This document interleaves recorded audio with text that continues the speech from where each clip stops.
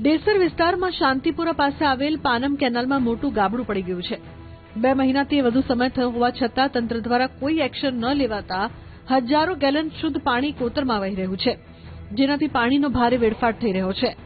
ઉલ્લેખનીય છે કે સ્થાનિક ધારાસભ્યે અધિકારીઓને ફોન પર સૂચના આપી અને રજૂઆત કરી, છતાં કોઈ કાર્યવાહી નથી થઈ।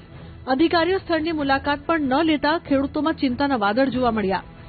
મહત્વનું છે કે શિયાળુ પાકને બચાવવા માટે વહેલી તકે ગાબડું પૂરવામાં આવે તેવી લોકમાંગ ઉઠી છે।